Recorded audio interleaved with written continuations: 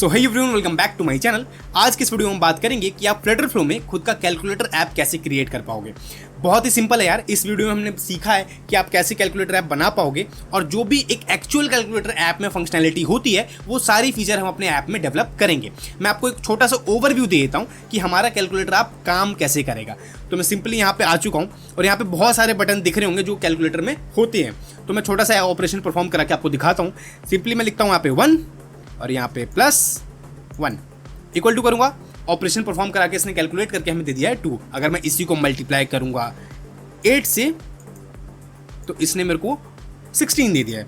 अगर मैं इसी को डिवाइड करूंगा 2 से तो इसने मेरे को 8 दे दिया है। मैं इसमें माइनस करूंगा 9 तो इसने मेरे को -1 दे दिया। तो जो भी फंक्शनैलिटी एक एक्चुअल कैलकुलेटर ऐप में होती है वो सारे फीचर हम आज की इस वीडियो में हम डेवलप करेंगे। ठीक है, तो बिना किसी देरी के स्टार्ट करते हैं।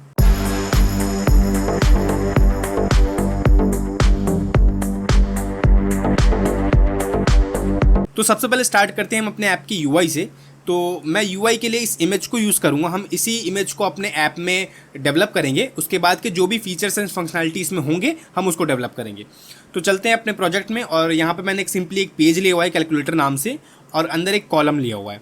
तो सबसे पहले हम अपने यूआई को समझते हैं। अब देखो मैं क्या करूँगा, सबसे पहला सेक्शन हमारा डिस्प्ले का सेक्शन है जहाँ पे हमारे कैलकुलेशंस शो होंगे। यहाँ पे अभी 0 दिख रहा है क्योंकि मैंने 0 ही टाइप कर रखा था।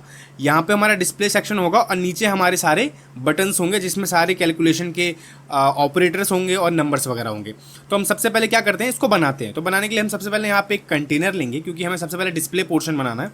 तो मैं कॉलम में एक कंटेनर ले रहा हूँ। इसकी हाइट ऑलमोस्ट मैं रखता हूँ 200।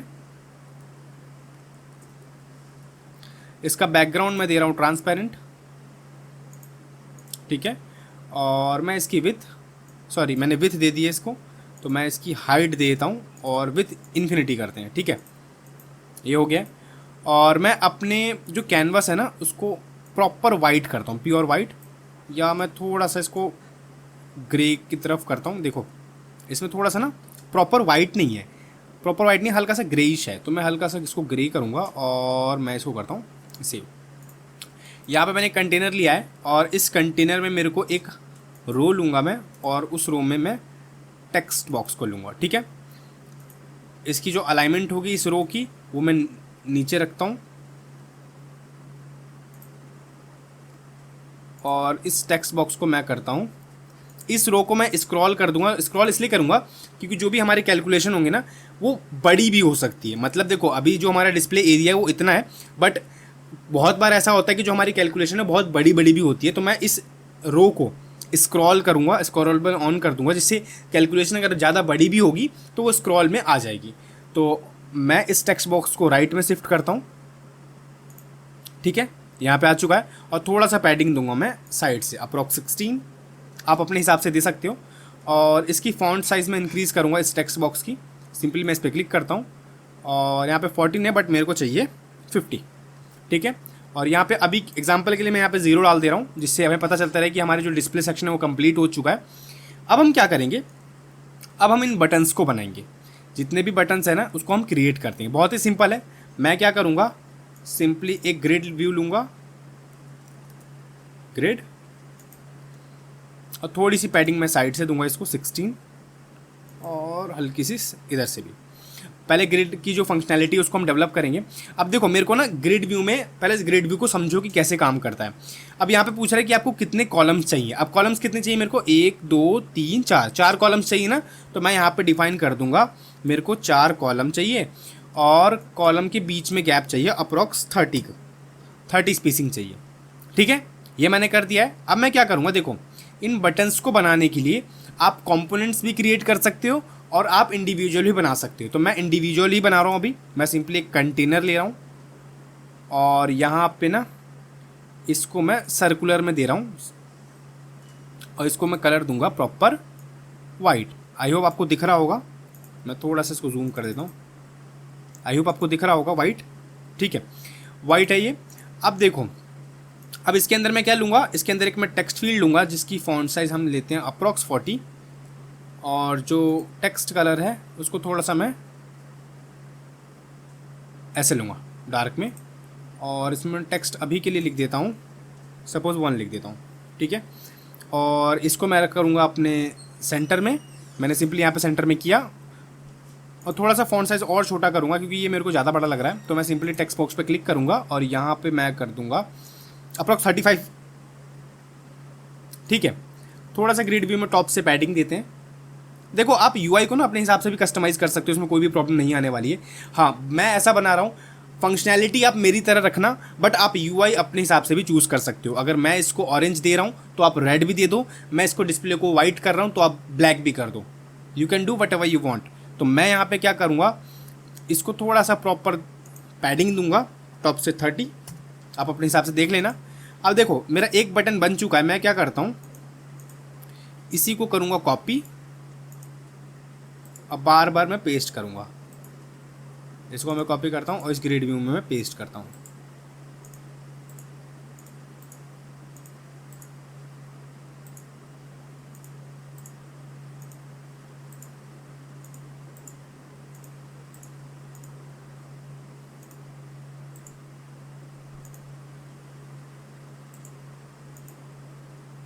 कितने हो गए, ठीक है, और चाहिए हमें, तो मैं सिंपली इसको करता हूँ पेस्ट पेस्ट पेस्ट, ठीक है। थोड़े से और चाहिए बस। मैंने ग्रिड व्यू को डुप्लीकेट कर दिया था, मैं इसमें पेस्ट करूँगा, या इसी को डुप्लीकेट करता हूँ कंटेनर को,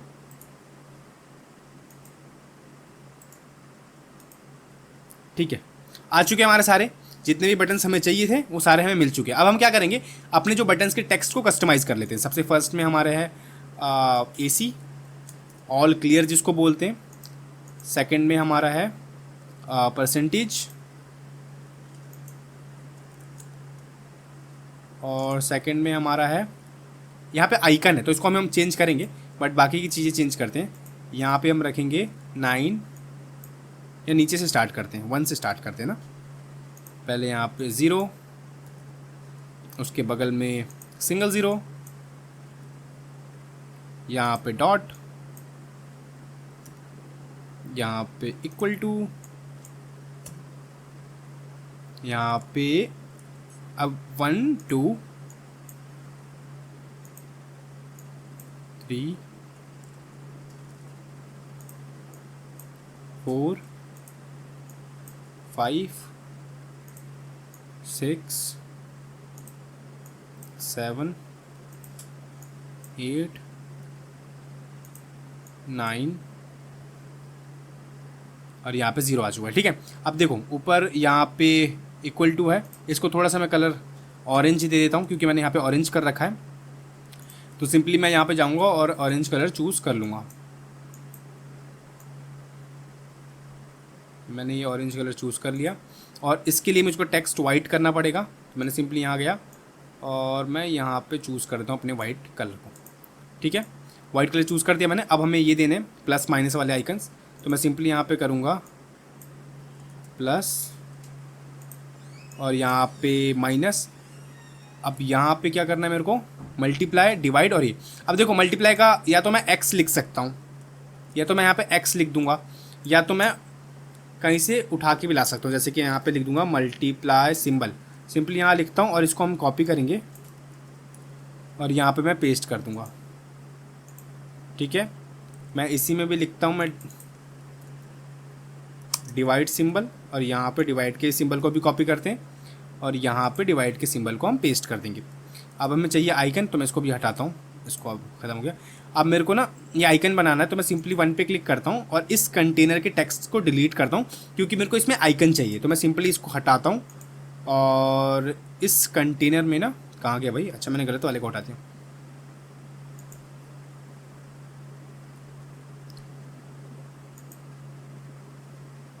ठीक है, नो प्रॉब्लम, मैं इसको ना नीचे करता हूँ, इस कंटेनर को नीचे ले आता हूँ, ठीक है। अब क्या हो गया, इसमें मैं परसेंटेज देता हूँ, इस वाले में परसेंटेज देता हूँ, और इस वाले कंटेनर में मैं एक आइकन ले लेता हूँ। मैं सिंपली इस पर क्लिक करता हूँ, मैंने यहाँ पे चूज़ कर दिया अपने आइकन को, और इसमें मैं आइकन चूज़ कर दूँगा, एरो, ठीक है। मैं इसके फॉन्ट साइज़ को इंक्रीज़ कर दूंगा अप्रॉक्स 40 या 45 रहने देते हैं, ठीक है, ठीक है, डन। अब इसी AC वाले को ना थोड़ा सा छोटा करो यार, इसको 30 करो, हाँ ये अब ठीक लग रहा है। अब इसमें जो फॉन्ट कलर है मैं इसको कॉपी करता हूँ और वही फॉन्ट कलर मैं अपने आइकन में भी दे दूँगा। अब सिमिलर हो गया ना, अब सारी चीज़ सिमिलर हो गई। देखो अब मेरे को इस बटन को कलर करने पड़ेंगे क्योंकि जो साइड वाले जो भी ऑपरेशंस वाले बटन ना थोड़े से ये डार्क हैं, अगर आप देख सकते हो तो सिंपली क्या करूँगा, इस वाले में ना थोड़ा सा मैं डार्क कलर कर दूँगा, अप्रॉक्स दिस, ठीक है। दिख रहा है आपको? नहीं दिख रहा है यार, तो मेरे को नहीं दिख रहा, आपको क्या दिख रहा है? आपको क्या दिखेगा फिर जब मेरे को नहीं दिख रहा? तो मैं सिंपली करूँगा थोड़ा सा डार्कर करूँगा और इसको कॉपी करूँगा, लेट्स चेक इट, ठीक है, अब सही लग रहा है। अब यही कलर सेम मैं सब में पेस्ट कर दूँगा। अब मैं सिंपली इस पर क्लिक करके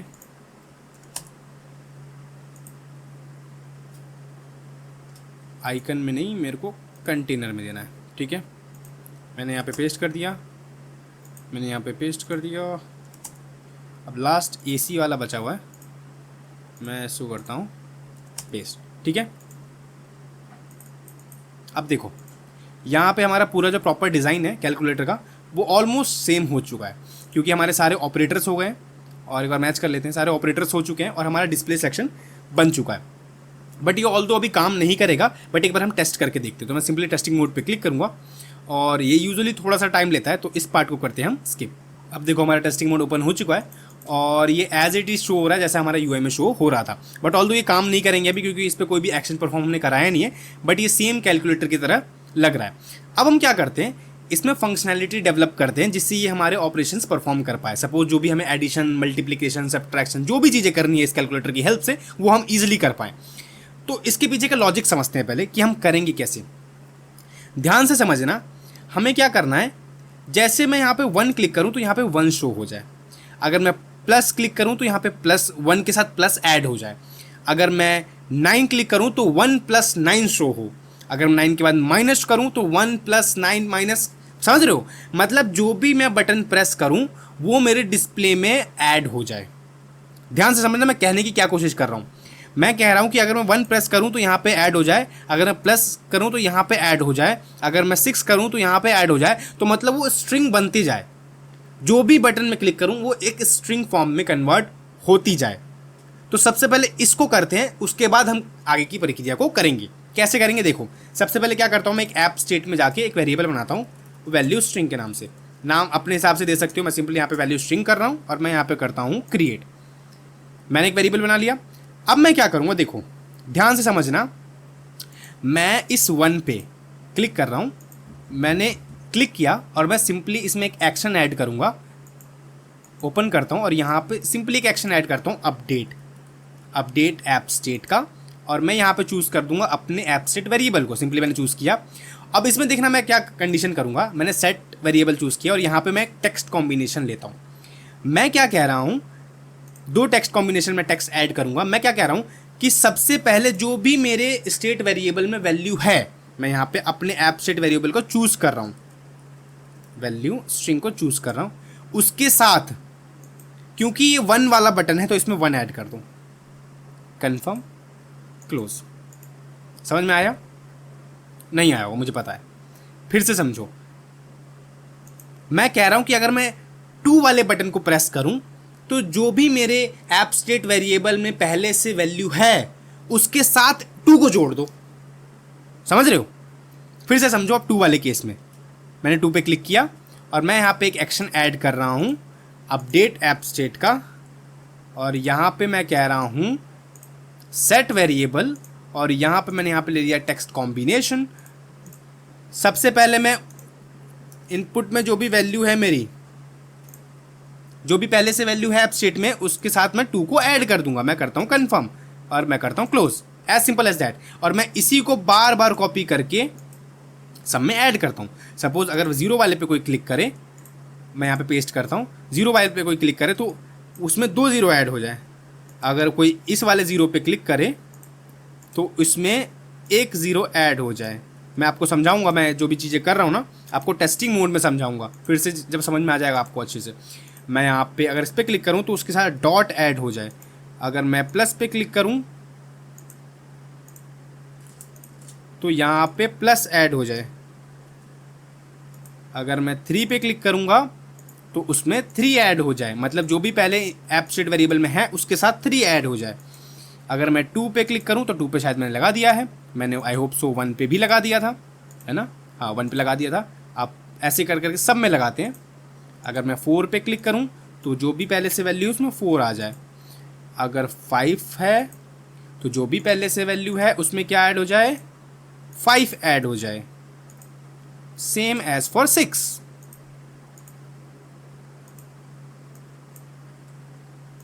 मैं फिर माइनस को लूंगा,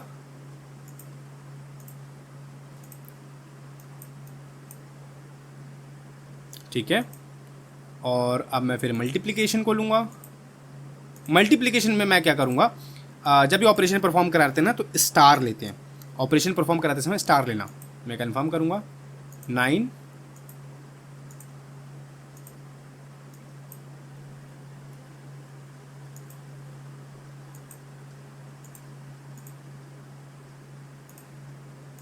8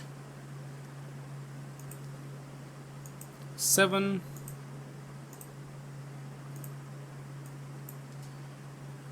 कहाँ के 7 7। अब डिवाइड पे भी वही सेम आ जाएगा। डिवाइड पे हम क्या करेंगे, डिवाइड पे ये वाला सिंबल आ जाएगा फॉरवर्ड स्लैश का, फॉरवर्ड स्लैश। इस वाले बटन पे भी बताता हूँ, बट इस वाले बटन पे हो जाएगा हमारा परसेंटेज, सॉरी डॉलर नहीं परसेंटेज। कंफर्म करता हूँ, एसी वाले बटन पे जैसे ही कोई बंदा क्लिक करेगा तो उसमें कोई भी वैल्यू सेट नहीं होगी, हमारे एब्स्ट्रैक्ट वेरिएबल की वैल्यू क्लियर हो जाएगी। समझ गए, कोई प्रॉब्लम नहीं है। अब देखो हमने सब पे लगा दिया, एक दो पे छोड़ दिया है, शायद मैंने इस पे छोड़ दिया आइकन पे, इसलिए छोड़ दिया क्योंकि इसमें थोड़ा सा लॉजिक है। ये बटन क्यों काम आता है कि अगर हम कोई भी चीज़ें लिख रहे हैं और मैं इस पर प्रेस करता हूँ तो वो एक एक करके डिलीट होगा। मतलब अगर मैं 103 लिख रहा हूँ और मैं इस पर एक बार प्रेस करता हूँ तो लास्ट वाला 3 हट जाएगा, फिर से क्लिक करूँगा तो 0 हट जाएगा। समझ रहे हो, तो ये क्लियर है, ये ऑल क्लियर है, और ये एक एक करके क्लियर करना है, मतलब ये एक एक डिजिट को क्लियर करता है और ये ऑल क्लियर है, एक साथ क्लियर कर देगा। तो बस इतनी चीज़ों को हम पहले टेस्ट करके देखते हैं कि ये एज यूजुअल आ भी रहा है कि नहीं। तो मैं सिंपली यहाँ पे जाता हूँ, इसको इंस्टेंट रीलोड करता हूँ, और जो भी हमने देखते हैं कि एक्शन परफॉर्म कराए हैं वो काम कर भी रहे हैं कि नहीं। एक चीज़ हम भूल चुके हैं, वो है हम भूल गए हैं कि इसको डिस्प्ले भी तो कराना है। तो मैं सिंपली इस पर क्लिक करता हूँ और यहाँ पे मैं इनपुट वैल्यू शो कर दूंगा, सॉरी वैल्यू ऐप स्टेट की यहाँ पे शो कर दूंगा। अब मैं जाता हूँ अपने टैब पे और अब मैं एक बार इंस्टेंट रिलोड करूँगा, बट पहले वाले को आ जाने दो। अब मैं अभी देखो कुछ करूँगा तो कुछ भी शो नहीं होगा। अब मैं एक बार इंस्टेंट रीलोड करता हूँ क्योंकि मैंने जो डिस्प्ले सेक्शन में अपने ऐप स्टेट वेरिएबल को सेट करा दिया है, तो अब जो भी मैं टाइप करूँगा वो उस डिस्प्ले में शो होती रहेंगी। अब देखो ये लोड हो चुका है और मैं सिंपली यहाँ पे सबसे पहले प्रेस कर रहा हूँ 1, यहाँ पे 1 आ गया।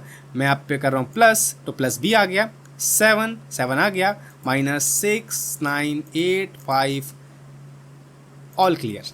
समझ रहे हो, 7 8 -32 इक्वल टू करेंगे, कुछ नहीं होगा क्योंकि हमने इस वाले बटन पे कोई एक्शन परफॉर्म कराया ही नहीं है। अगर मैं डिवाइड करूँगा 8 5 इक्वल टू, समझ रहे हो, कोई प्रॉब्लम नहीं है और होनी भी नहीं चाहिए, कोई प्रॉब्लम नहीं है। अब हम क्या करते हैं, एट मोमेंट में इक्वल टू पे क्लिक करूं, एट मोमेंट में इक्वल टू पे क्लिक करूं, वो क्या होना चाहिए, वो इवेल्युएट हो जाना चाहिए, मतलब उस एक्सप्रेशन में से कोई वैल्यू हमें मिल जानी चाहिए। सपोज अगर मैं 1 + 1 कर रहा हूँ और मैं इक्वल टू करूँ तो मेरे को यहाँ पे 2 शो होना चाहिए, मतलब वो ऑपरेशन अभी हमें परफॉर्म कराना है। तो उससे पहले हम क्या करते हैं, पहले इस वाले को हम ठीक कर लेते हैं। हम क्या करना चाहते हैं कि अगर मैं 1 + 1 लिख रहा हूँ और मैं यहाँ पे इसको प्रेस कर दे रहा हूँ तो मेरा ये लास्ट वाला जो डिजिट है वो रिमूव हो जाना चाहिए। तो मैं पहले इसको सॉल्व करता हूँ और लास्ट में हम उसको करेंगे। मैं यहाँ पे एक फंक्शन ऐड करता हूँ, मैं यहाँ पे कह रहा हूँ स्लाइस कैरेक्टर, कुछ भी नाम दे सकते हो, और मैं यहाँ पे बदले में स्ट्रिंग ले रहा हूँ और इसको दूंगा भी स्ट्रिंग। मैं यहाँ पे कह रहा हूँ remove my last character of my string, ठीक है। मैं एक फंक्शन जनरेट करना चाहता हूँ जो मेरे स्ट्रिंग के लास्ट कैरेक्टर को रिमूव करता हो जितनी बार भी मैं उसको कॉल करूँ। अब ये मेरे को एक छोटा सा फंक्शन बना के दे देगा। मैं इसको करता हूँ कॉपी, यस, और मैं करता हूँ सेव। एक बार टेस्ट करके देखता हूँ। अभी मैं यहाँ पे अगर राहुल लिखूँगा ना तो ये मेरे को लास्ट का डिजिट नहीं देना चाहिए, रिमूव कर देना चाहिए।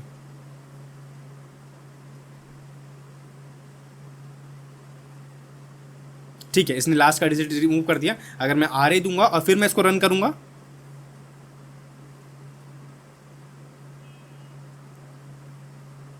तो इसने मेरा लास्ट का जो कैरेक्टर है वो रिमूव कर दिया है। अब मैं क्या करता हूँ, इस फंक्शन को लगाता हूँ। मैं सिंपली जैसे ही बोल रहा हूँ इस बटन पे क्लिक करें, इस कंटेनर पे, इस कंटेनर पे जब भी कोई क्लिक करे तो एक अपडेट ऐप स्टेट का एक्शन रन कराओ, अपडेट ऐप स्टेट का एक्शन रन कराओ और उसमें वैल्यू सेट करा दो। क्या सेट करा दो? उस फंक्शन को कॉल करता हूँ स्लाइस कैरेक्टर और उस कैरेक्टर में अपने वैल्यू स्ट्रिंग को पास कर दूंगा। मैं क्या कह रहा हूँ देखो, ध्यान से समझना। मैंने कहा कि वैल्यू उसमें सेट करा दो और स्लाइस कैरेक्टर में मैंने उस वैल्यू को पास कर दिया है, अपने इनपुट वैल्यू। तो जैसे ये फंक्शन रन होगा तो जो भी स्लाइस कैरेक्टर, जो भी इनपुट वैल्यू, जो भी ऐप स्टेट वेरिएबल में हमारी वैल्यू होगी उसमें से एक डिजिट हट जाएगा लास्ट का। तो ये सेम एज एक्सपेक्टेड, जैसा हम चाहते थे अपने बटन को काम करवाना, वैसा ही ये सेम काम करेगा। एक बार क्या करते हैं, हम इसको इंस्टेंट रीलोड करके देखते हैं कि अभी जो हमने स्लाइस कैरेक्टर वाला फंक्शन बनाया है वो काम कर भी रहा है कि नहीं।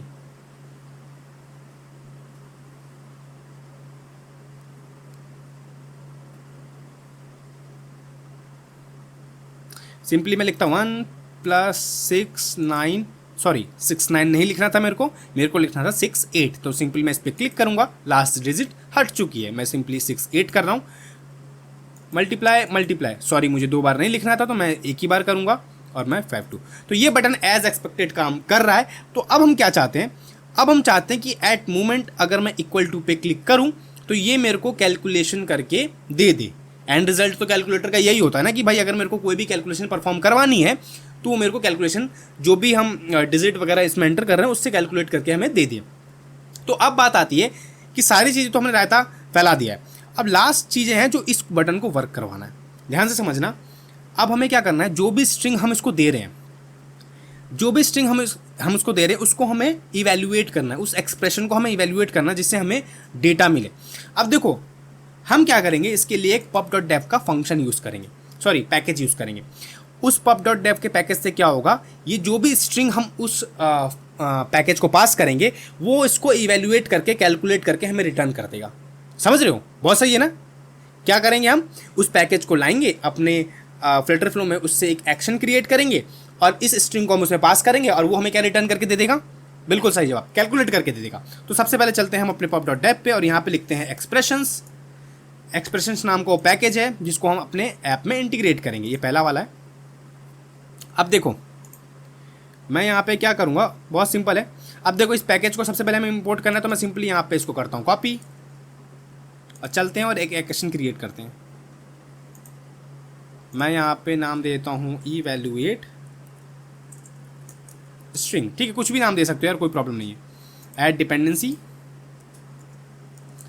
और इसके साथ और भी डिपेंडेंसीज देख लेना जो इसके ऊपर डिपेंडेंट, तो आपको इसको भी ऐड करना पड़ेगा। मैं सबको पहले खोल लेता हूँ, इसको कॉपी किया और यहाँ पे डाल दिया, ठीक है, इसको कॉपी किया और यहाँ पे डाल दिया, इसको कॉपी किया और यहाँ पे मैंने इसको डाल दिया, और इसको कॉपी किया मैंने और यहाँ पे सिंपली मैंने उसको डाल दिया।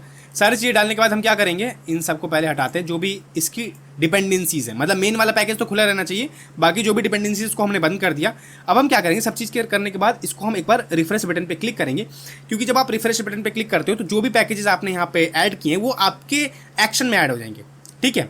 अब हम क्या करेंगे, इस बटन पर क्लिक करते हैं और जो भी बॉयलर प्लेट कोड है हमारा, मतलब प्री बिल्ट कोड है, वो हमारे यहाँ पे आ चुका है। बट उससे पहले हमें क्या करना था, यहाँ पे आर्ग्यूमेंट्स डिफाइन करने थे। हम क्या कह रहे हैं कि हम इसको एक आर्ग्यूमेंट पास करते हैं, वैल्यू स्ट्रिंग। वैल्यू स्ट्रिंग कौन सी, जो हमारे ऐप स्टेट वेरिएबल में स्ट्रिंग सेव हो रही होगी उसको हम देंगे। तो यहाँ पे मैंने आर्ग्यूमेंट में डिफाइन कर दिया कि ये हमारी वैल्यू स्ट्रिंग है, ये नलेबल नहीं होगी, तो मैंने एक वैल्यू स्ट्रिंग यहाँ पे दिया है। अब क्या होगा, मैंने एक यहाँ पे दे दिया, अब इसकी रिटर्न टाइप भी हमें डिफाइन करनी पड़ेगी, मतलब इसको आप कैसी वैल्यू रिटर्न करवाना चाहते हो। तो मैं कह रहा हूँ कि मुझे इसके बदले में स्ट्रिंग चाहिए, तो मैं सिंपली यहाँ पे करूँगा स्ट्रिंग, और यहाँ पे मैंने रिटर्न वैल्यू भी टाइप कर दिया है और यहाँ पे मैंने आर्ग्यूमेंट भी टाइप कर दिया है, सारे डिपेंडेंसीज भी ऐड हो गए।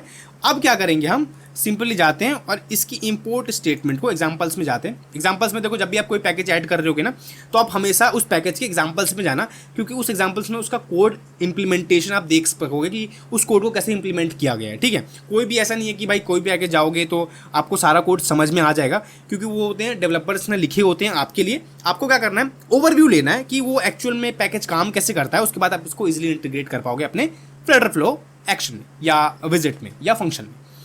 ठीक है, अब देखो सबसे पहले कह रहे हैं भाई इसको इंपोर्ट स्टेटमेंट डालो, तो मैंने यहाँ पे इंपोर्ट स्टेटमेंट डाल दी। अब ध्यान से देखना कि इसको नहीं डालना, क्योंकि ये बाय डिफ़ॉल्ट फिल्टर फ्लो में पहले से ही मैथ वाला जो है पैकेज रहता ही है।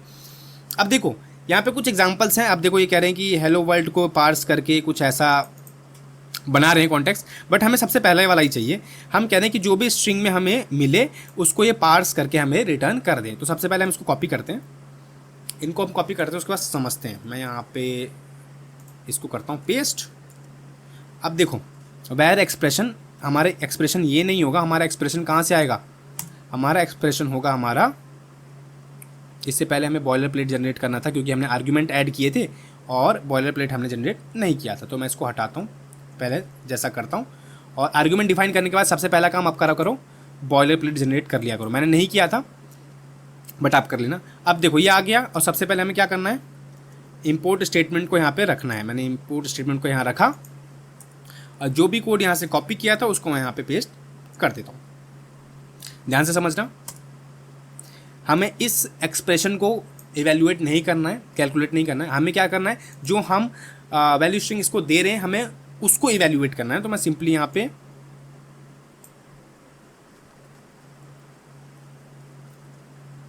इसके जगह पे मैं इस वेरिएबल को पेस्ट कर दूंगा। अब देखो यहाँ पे आया, इसने एक्सप्रेशन डॉट पार्स किया हमारे वैल्यू स्ट्रिंग को, जो भी हम इसको पास करा रहे हैं। कॉन्टेक्स्ट, देखो कॉन्टेक्स्ट क्या होता है, कॉन्टेक्स्ट होता है जो भी आप अपने वैल्यू स्ट्रिंग में वेरिएबल्स को यूज़ कर रहे हो आप उस कॉन्टेक्स्ट में डिफाइन कर सकते हो। क्या मतलब इसका, देखो मैं कंट्रोल सेट करता हूँ, इनका देखो खुद का जो कॉन्टेक्स्ट है cos x cos x cos x cos x. अब देखो एक्स मतलब क्या है, तो उसको हम कॉन्टेक्स्ट में डिफाइन कर सकते हैं कि जो एक्स की वैल्यू है π/4 है। तो मतलब क्या है कि जब कैलकुलेट कर रहा होगा तो इस x की वैल्यू को ढूंढेगा, तो वो कहाँ से ढूंढेगा, कॉन्टेक्स्ट में ढूंढेगा। बट हम इतना रायता तो चाहिए नहीं, हमें तो सिंपल 1+1+2 या डिवाइड वगैरह हमें कैलकुलेशन, सिंपल कैलकुलेशन करनी है, उसमें हम कोई भी वेरिएबल डिफाइन कर ही नहीं रहे। तो हम क्या करेंगे, इस कॉन्टेक्स्ट को हटा देंगे, हमें इस कॉन्टेक्स्ट की ज़रूरत है ही नहीं, क्योंकि हमारे पास वेरिएबल डिफाइन करने की ज़रूरत ही क्यों है यार, क्योंकि हम सिंपल अपने वैल्यू स्ट्रिंग को कैलकुलेट करा रहे हैं। तो मैं यहाँ पे हटाता हूँ और अपने वैल्यू स्ट्रिंग को कॉपी करके यहाँ पे पेस्ट कर देता हूँ। ठीक है, अब देखो कॉन्टेक्स्ट में नहीं है बट आपको यहाँ पे इसको एज अ स्ट्रिंग लेना पड़ेगा, स्ट्रिंग डायनेमिक। ठीक है, क्योंकि जो कॉन्टेक्स्ट है उसका जो बाय डिफ़ॉल्ट है वो डेटा टाइप स्ट्रिंग डायनेमिक रहता है। तो अगर आपके पास कोई भी कॉन्टेक्स्ट नहीं है तो बाय डिफ़ॉल्ट आप इसको ऐसे भी छोड़ सकते हो। मेरे पास कोई नहीं है तो मैंने इसको बाय डिफ़ॉल्ट इसको मेंशन किया और यहाँ पे छोड़ दिया, कोई प्रॉब्लम नहीं है। अब देखो आगे समझते हैं, इसने एक्सप्रेशन डॉट पार्स किया और यहाँ पे कॉन्टेक्स्ट हमने डिफाइन कर दिया, क्योंकि हमारे पास कोई वेरिएबल्स नहीं थे तो हमने कॉन्टेक्स्ट को ब्लैंक छोड़ दिया। अब देखो नीचे हमने फाइनल इवेल्यूएटर लिया, कॉन्स्ट एक्सप्रेस इवेल्यूएटर को इसने यहाँ पे कॉल किया है, और var r is equal to इसने इवेल्यूएट डॉट ईवेल फंक्शन को रन करके हमारे एक्सप्रेशन, मतलब इस वाले एक्सप्रेशन को कॉन्टेक्स्ट के साथ मर्ज कर दिया है, मतलब उसको कैलकुलेट किया उस फंक्शन को कॉल करके। ज़्यादा डीप में मत जाना, अगर समझ में नहीं आ रहा तो कोई प्रॉब्लम नहीं, बस ये देखो कि पैकेज कैसे इंटीग्रेट करते हैं। फ़ायदा तो यही है ना, हम दूसरों का पैकेज यूज़ कर रहे हैं, अगर हमें कोड लिखना आता तो हम खुद से नहीं लिख लेते। तो बस ओवरव्यू लो। अब देखो कैलकुलेशन करने के बाद इसने आर वाले वेरिएबल में स्टोर कर दिया, तो मेरे को प्रिंट नहीं कराना, मेरे को क्या कराना है, रिटर्न कराना। तो मैं यहाँ पर इसको करता हूँ सिंपल रिटर्न, मैं यहाँ पर इसको सिंपल रिटर्न कर रहा हूँ आर को, और ये मैं चाहता हूँ कि जो भी वैल्यू आए मेरे कैलकुलेटर की वो डेसिमल में आए 2 तक, समझ रहे हो, 2 तक, मतलब डेसिमल के बाद 2 ही डिजिट तक मेरे को वैल्यू चाहिए। तो उसके लिए भी एक फंक्शन होता है, मैं यहाँ पे लिखता हूँ डॉट राउंड टू डेसिमल।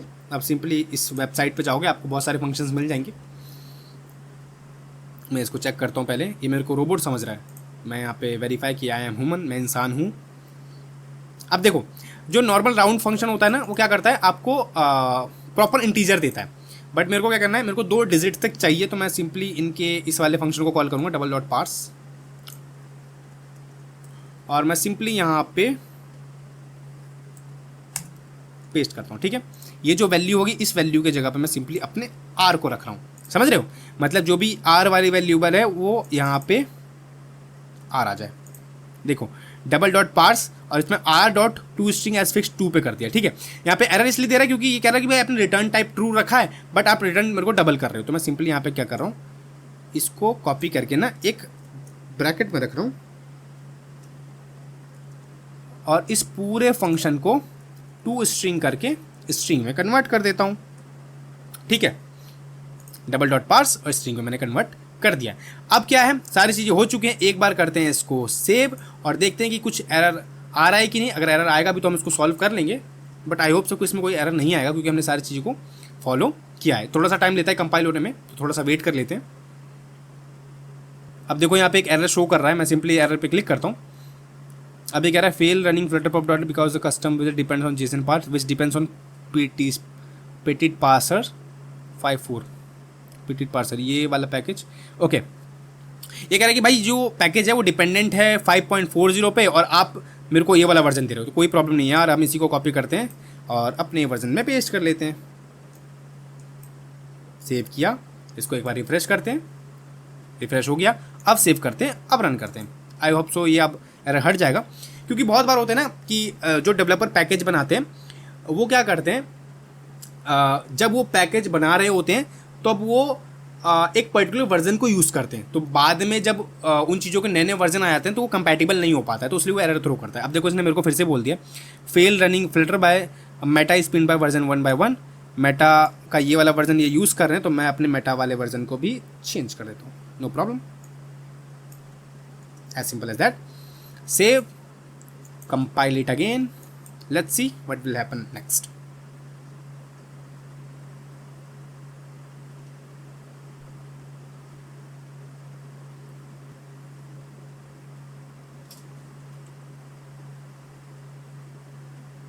ये बहुत ज़्यादा टाइम ले रहा है यार थोड़ा सा कंपाइल होने में। ये यूजुअली जो फंक्शंस होते हैं वो जल्दी कंपाइल हो जाते हैं as compare to action and visit, तो ये एक्शन है इसलिए थोड़ा सा टाइम ले रहा है। हो जाओ जल्दी हो जाओ भाई। ओके, ये देखो ग्रीन टिक हो गया, इट मीन्स ये सक्सेसफुली कंपाइल्ड हो चुका है, हमारे रिक्वायरमेंट के हिसाब से ये सक्सेसफुली कंपाइल्ड हो चुका है। अब कुछ नहीं करेंगे, सिंपली इस एक्शन को परफॉर्म कराते हैं अपने इक्वल टू बटन पे। मैं सिंपली जाता हूँ अपने एक्शन में, सॉरी पेजेस में, और इस बटन पे क्लिक करता हूँ इसके कंटेनर पे, और मैं कह रहा हूँ ध्यान से समझना, ओपन करता हूँ। इस बटन पे जैसे ही क्लिक हो एक एक्शन कॉल हो जाए, कौन सा एक्शन, जो अभी हमने एक्शन बनाया है इवैल्यूएट स्ट्रिंग। मैं सिंपली यहाँ पे क्लिक करता हूँ और इस एक्शन को कॉल करता हूँ इवैल्यूएट स्ट्रिंग। अब ये इवैल्यूएट स्ट्रिंग क्या कह रहा है कि भाई मुझे एक स्ट्रिंग तो दो जिसको मेरे को इवैल्यूएट करना है, तो मैं सिंपली यहाँ पे दे देता हूँ अपने ऐप स्टेट वेरिएबल को वैल्यू स्ट्रिंग। अब ये कैलकुलेट करने के बाद कुछ वैल्यू रिटर्न भी करेगा, जो यहाँ पे हमें वेरिएबल डिफाइन करना पड़ेगा। मैं यहाँ पे रिटर्न वैल्यू लिख रहा हूँ, यहाँ पे मैंने वेरिएबल डिफाइन कर दिया, और जब ये एक्शन कॉल होगा और जो भी वैल्यू रिटर्न होगी वो इस वेरिएबल में आके स्टोर हो जाएगी, और इस वैल्यू को हम एक्सेस करेंगे और अपने ऐप स्टेट वेरिएबल को अपडेट करा देंगे। ये एक्शन मैंने कॉल किया और इसके जस्ट बाद मैं अपने ऐप स्टेट को अपडेट करूँगा, ऐप स्टेट अपडेट करता हूँ, और यहाँ पे जो वैल्यू होगी मैं उसको सेट करूँगा एक्शन आउटपुट में जाके रिटर्न वैल्यू। इस रिटर्न वैल्यू में ही तो वैल्यू आएगी मेरी जो भी मैं एक्शन में डिफाइन किया था, समझ रहे हो। मैं इसको करता हूँ चूज़ और मैं इसको करता हूँ कन्फर्म। देखो मैंने यहाँ पे कॉल किया और वैल्यू स्ट्रिंग पास करी, और रिटर्न में मैंने यहाँ पे वेरिएबल डिफाइन करी और उसी वेरिएबल को मैंने यहाँ पे अपने ऐप स्टेट में सेट करवा दिया। ठीक है, तो हमने सारी चीज़ें सेट कर दी हैं। अब चलते हैं एक बार टेस्ट करके देखते हैं। मेरा जो ये सेशन है वो एक्सपायर हो चुका है, तो मैं इसको हटाता हूँ। एक बार टेस्ट करके देखते हैं कि जो भी चीज़ें हमने अभी करी है, इतनी मेहनत से हमने पैकेज वगैरह इंस्टॉल किए हैं, इंटीग्रेट किए हैं, वो एक्चुअल में काम कर भी रहे हैं कि नहीं। तो मैं सिंपली चलता हूँ टेस्टिंग मोड पे और फिर से टेस्टिंग मोड को अपने स्टार्ट करते हैं। ये यूजुअली थोड़ा सा टाइम लेता है, तो हम फिर से करते हैं स्किप। अब देखो हमारा टेस्टिंग मोड ओपन हो चुका है, थोड़ा सा इसको करते हैं मिनिमाइज और एक बार टेस्ट करके देखते हैं। सबसे पहले ईजी वाले कैलकुलेशन करते हैं, 1 + 1, और जैसे ही मैं इक्वल टू पे क्लिक करूँगा ये हमें आउटपुट 2 दे दिया इसने। अब मैं करता हूँ मल्टीप्लाई बाय 2 = 4 माइनस 9 माइनस 5। ठीक है, क्लियर करता हूँ, क्लियर। अब देखो डेसिमल वाले भी कर लेते हैं। 1.2 plus 1.3 equal to 2.5। That's great. ठीक है, तो मतलब हमारा कैलकुलेटर जो ऐप है वो एज एक्सपेक्टेड काम कर रहा है। अगर मैं इसको वैल्यू क्लियर करूँगा एक एक करके तो वो भी क्लियर हो रहा है। समझ रहे हो? 100 इंटू 895 इक्वल टू 89,500। समझ रहे हो? ऑल क्लियर करूँगा तो सारी चीज़ें क्लियर हो जाएंगी। 45 into 98 plus 36 66 minus 58 equal to 4391। समझ रहे हो? तो देख रहे हो हमारे जो कैलकुलेटर ऐप है वो एज एक्सपेक्टेड काम कर रहा है। जैसा कि हमने स्टार्टिंग में देखा था, सेम एज एक्सपेक्टेड यहाँ पे काम कर रहा है। तो आई होप आपको समझ में आया होगा कि इस कैलकुलेटर ऐप को हम कैसे बिल्ड कर पाए हैं और क्या क्या हमने इसमें इंटीग्रेट किया है। बहुत ही सिंपल है यार, हमने सिर्फ एक पैकेज की हेल्प से कैलकुलेशन परफॉर्म कराए हैं। बाकी जो भी यूआई पार्ट है वो हमने फ्लटर फ्लो से क्रिएट किया है। तो आई होप आपको ये वीडियो इन्फॉर्मेटिव लगी होगी और आपने इस वीडियो में कुछ ना कुछ सीखा है अगर, तो प्लीज़ यार इस वीडियो को लाइक कर देना। और चैनल को अभी तक आपने सब्सक्राइब नहीं किया तो प्लीज़ मेरी हम्बल रिक्वेस्ट है कि आप चैनल को सब्सक्राइब करो, जिससे आने वाले हमारे और भी इंटरेस्टिंग वीडियोस आप मिस ना कर पाओ। तो आज के लिए इतना ही। Thanks for watching.